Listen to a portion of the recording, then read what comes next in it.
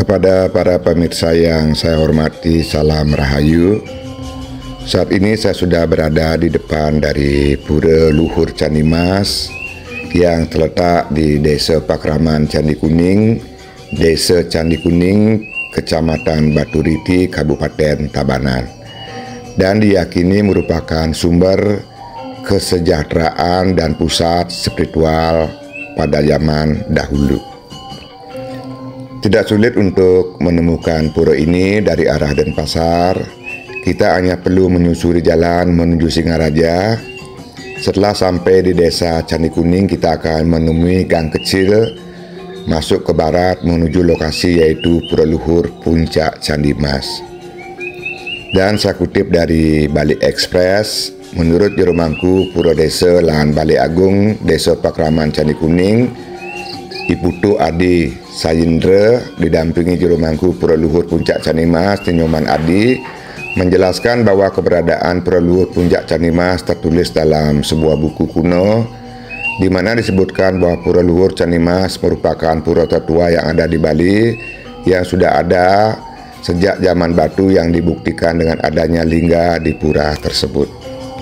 Saat ini saya sudah melewati Candi Bentar yang berada paling depan, dan kini sudah berada di bagian Madianing Mandala dari Pura Luhur Candi Mas. Dan beginilah keadaan bagian Madianing Mandala Pura dari Pura Luhur Candi Mas. Di sini terdapat sebuah wantilan yang sering dimanfaatkan oleh pengempon untuk masak atau menyiapkan makanan untuk upacara-upacara yang dilaksanakan di pura ini ataupun yang dilaksanakan di pura sekitar yang berada di daerah Candi Kuning. Dan untuk memasuki bagian Utamaning Mandala harus melewati sebuah candi bentar, yang mana candi bentar masih menggunakan bahan batu bata dan dihiasi dengan patung-patung. Dan saya akan memasuki kawasan Utamaning Mandala melewati Candi Bentar ini. Om Swastiastu. Dikatakan juga dalam sebuah buku disebutkan jika dulunya Pura Luhur Puncak Candi Mas merupakan pusat pasraman dari sebuah kerajaan yang ada di dekat pura sebelum tahun 700 Masehi. Hal ini dibuktikan dengan diketemukannya lingga di pura yang bentuknya sama dengan lingga yang diketemukan di bekas kerajaan tersebut, di mana lingga itu terbuat dari batu murni, dan diceritakan jika kerajaan itu sangatlah subur dan menjadikan lokasi pura saat ini sebagai pusat spiritual lengkap dengan pasraman untuk orang-orang yang ingin mempelajari spiritual yang lebih dalam. Dan secara niskala pura yang berstatus Dangkayangan ini juga merupakan pusat kesejahteraan, di mana posisi pura dikelilingi oleh gunung-gunung.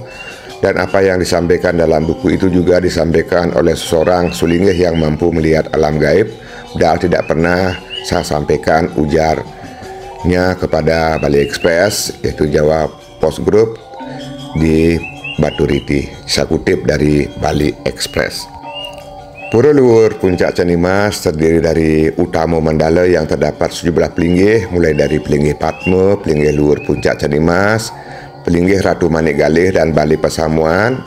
Pada pelinggih Luhur Puncak Candi Mas inilah terdapat lingga yoni, lingga semu, celekontong, batu berbentuk saluran air, dan macan yang sudah pernah didata oleh Balai Arkeologi. Lingga yoni ini simbol negatif dan positif atau simbol purusa dan perdana yang melambangkan kemakmuran dan kesejahteraan. Sehingga keramo yang pedak tangkil meyakini pura ini untuk mohon kemakmuran kesejahteraan.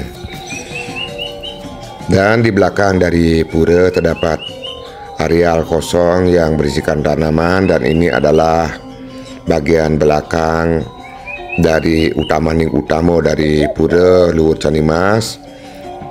Namun tidak bisa memasuki areal suci ini, sehingga saya hanya mengambil gambar dari sebelah melalui tembok dengan mengangkat api untuk bisa melihat apa saja yang ada di areal utama Utamaning Mandala. Dan terlihat di sana ada sebuah lingga yoni dan beberapa bentuk-bentuk pemujaan, alat pemujaan Dan ini adalah pengambilan dari samping, dan akan saya lanjutkan kembali untuk melihat apa saja yang ada di Pura Luhur Canimas. Di sekeliling terlihat ada bangunan-bangunan penunjang untuk kegiatan upacara yang dilaksanakan di pura, dan ini adalah pemiosan dari Dani Mangku ketika memimpin upacara.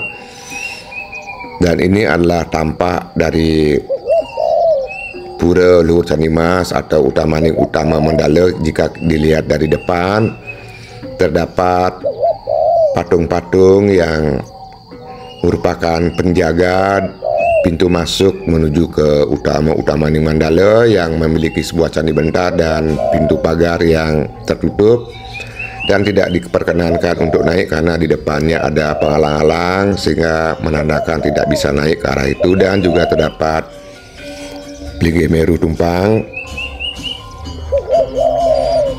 Beginilah keadaan dari Pura Luhur Canimas yang masih sangat disucikan dan disakralkan, dan merupakan pura peninggalan dengan menyimpan benda-benda purbakala.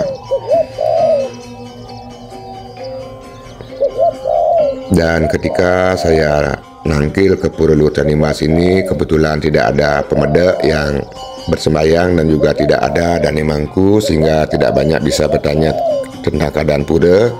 Dan saya berdesat terlihat beberapa lingga yoni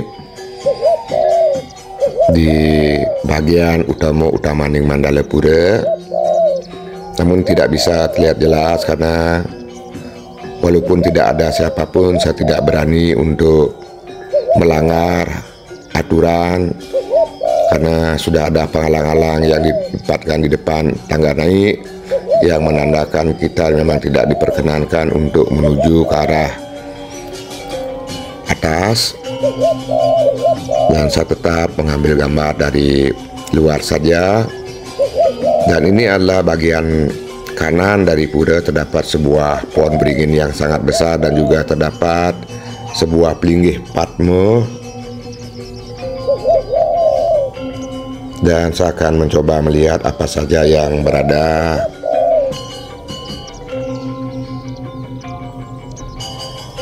di bawah pohon beringin ini. Dan di sini terdapat batu dan juga terdapat sebuah pohon beringin yang diwastra dengan kain putih kuning. Dan akan saya intari sehingga akan bisa mengambil gambar. Dan ini adalah bagian belakang dari bagian Utamaning Mandala dari Pura Luhur Canimas. Dan saya kembali ke semula tempat tadi mengambil gambar. Dan ini adalah bagian belakang dari lingga yoni. Namun tidak bisa mengambil dengan baik karena hanya bisa mengangkat tangan untuk bisa mengambil gambar. Dan kembali ke bagian kiri dari pura, penyengkar pura, dan kembali saya ingin melihat peninggalan yang ada di bagian Utamaning Mandala Pura ini, yang mana keadaan di sini memang sangat tenang, nyaman dan damai, penuh dengan aura kesucian. Pohon beringin yang ada di Pura Luhur Puncak Canimas ini ada sejak zaman dulu karena pohon yang terus meninggi dan akar pohon yang semakin merambat. Balai Arkeologi sempat meminta Krama untuk memotong akar dari pohon tersebut karena dikhawatirkan dapat merusak situs yang ada di bawahnya. Namun setelah akarnya dipotong malah menimbulkan kericuhan dan kegaduhan di masyarakat, sehingga sampai saat ini pohon beringin tersebut tetap dijaga dan dipelihara. Keunikan lainnya dalam setiap upacara yang berlangsung di Pura Luhur Puncak Canimas harus ada unsur beras kuning. Tak hanya itu, setelah ide susunan mesucian di Beji, maka wajib ada penyanggre berupa ajangan lengkap dengan lauk pauk yang diaturkan di Jawa Tengah. Setelah diaturkan, maka Sudutan makanan yang telah dipersembahkan akan dinikmati oleh seluruh pemedak, bahkan sampai berebut, dan ini wajib dilaksanakan. Serta sangat pantang menggunakan daging babi. Dan pada penutupan puja wali wajib diaturkan 11 macam nasi wong-wongan. Di antara nasi wong-wongan berbentuk ular, kera, macan, burung, sesapi, ayam hutan, gagak, sagahan mancawarna, naga merah, bulan, matahari, dan nasi pelupuhan.